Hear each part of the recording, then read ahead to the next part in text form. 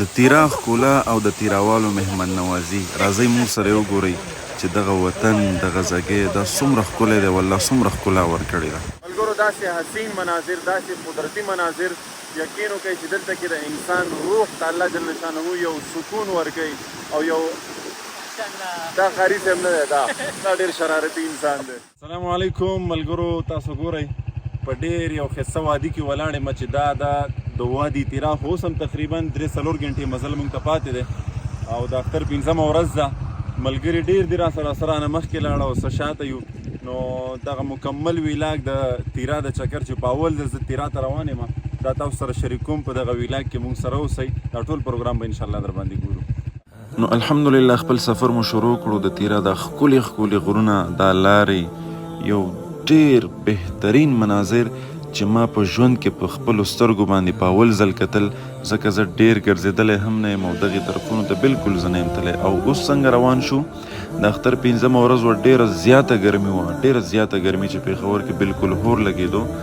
نو بلال قاري صاحب ویل چې ځو د تیرا په طرف باندې. ما ویل سفر ډېر اوږد دی، ډېرې بانې خو بس تیار شو، چکر را جوړ شو.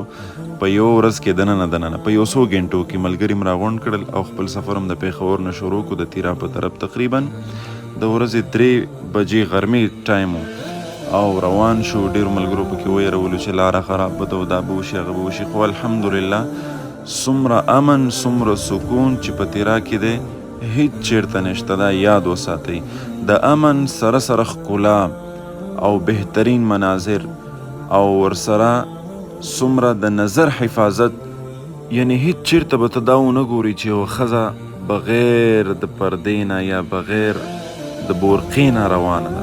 الحمدلله په دې ټول سفر کې موږ چیرته نه ده لیدلی. دا یو لویه خبره ده.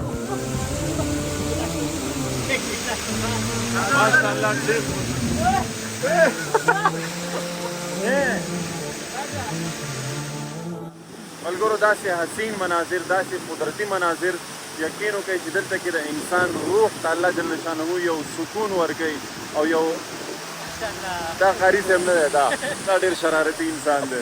خو بیا هم ملګرو دا د تیرا یو ښکلا ده چې الله جل شانه ورته ورکړې، دا مماڼې د مماڼې.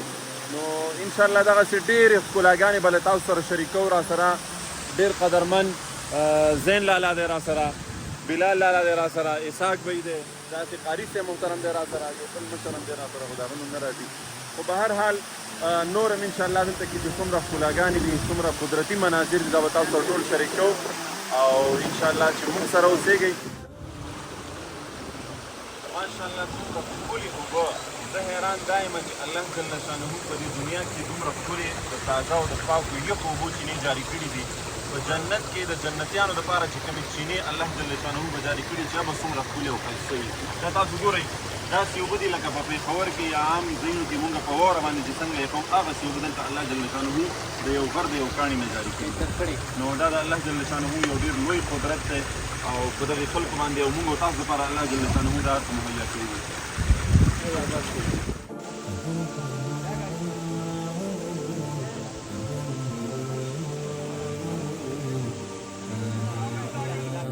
د مماڼې د ښکلي نظارو او چینو د لیدو نه بعد مونږ واپس بیرته په خپل سفر باندې روان شو، ځکه تیاره راخورېده او ماښام ته ټایم نږدې کېدو.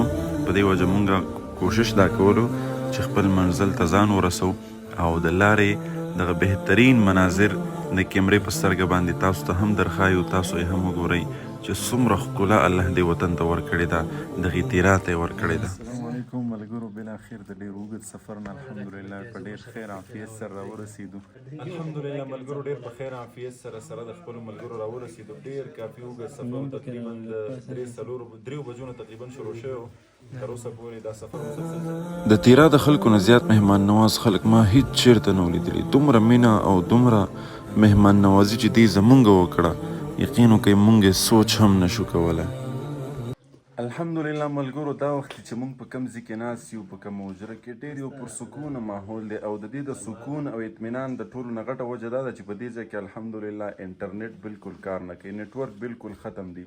حاجي صاحب محترم نه ما پوښتنه کوله مې دلته کې انټرنیټ دلته نشته دی او بل ملګري پکې خبره وکړله وایي چې چېرته انټرنیټ نه وي هلته کې به حجرې آباد وي، مشران به ناست وي، کشران به ناست وي. او دا خبره رښتیا هم ده، کوم ځای کې چې انټرنیټ وي هلته بیا حجرې آباد دې نه وي.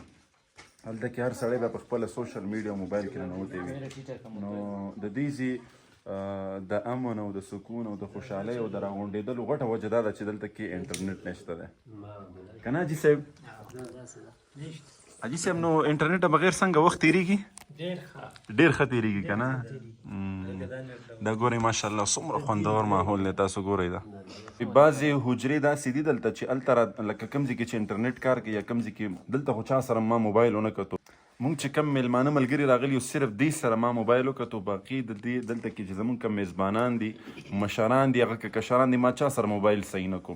او کومو علاقو کې چې انټرنیټ یا موبایل چا سره وي نو هغه چې حجرې ته رادننه کېږي، یو ټوکرۍ یو ډیسبین لګېدلی، هلته به اول موبایل ورچوي، بیا به هغې نه پس حجرې ته راځي. نو الله دې د دغې مشرانو د دې د حجرې دغسې آبادې وساتي او د انټرنیټ نه دې الله همیشه محرومه وساتي. خوند یې وکړو ماشاءالله.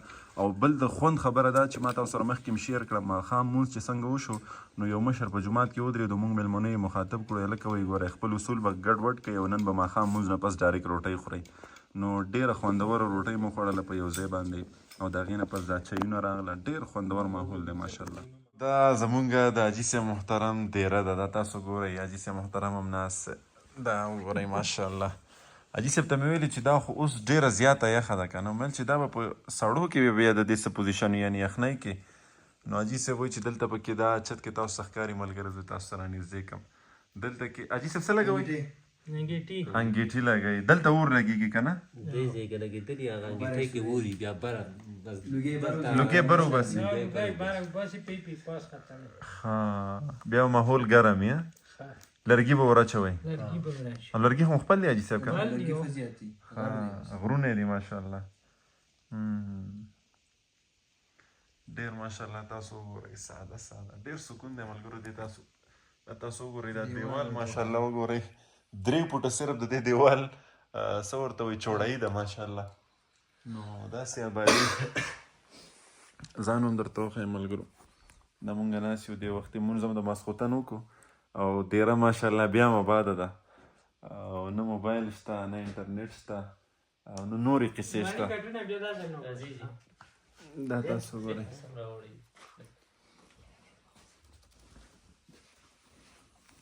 حاجي صاحب دا خو نن میلمانه دي مونږ سره ناستې، چې میلمانه نه وي نو بیا څنګه ترتیب وي؟ بل بیا ناست یې که نه؟ ها بالکل بالکل. حاجي صاحب تاسو څنګه یې؟ ملګرو دا هغه انګیټۍ ده چې ما تاسو ته ویل چې د کمرې په منځ کې لګېږي او بیا دې کې دننه لرګي ورچوئ او بره چې دی په دې باندې لوګی چت نه وځي او نوره کوټه چې دی ګرموي. نو دا هغه سیسټم دی ماشاءالله. دې نه پس ملګرو د خوب اراده وکړه، ځکه سفر مو کړی و، ډېر زیات ستړي وو. ټول ملګري خپلو کټونو ته وختل، ویده شول. د نن ورځې چې څومره حالات و نظارې وي د دې نیمې ورځې ویلاګ تاسو وکتل، ستاسو ډېره مننه. انشاءالله باقي سبا سهار نه چې زموږ څه مصروفیات دي، چېرته به ځو چېرته به نه ځو، ټول ویلاګ به انشاءالله بیا تاسو سره شریک کوو. موږ سره اوسئ. د لوی الله په امان. السلام علیکم.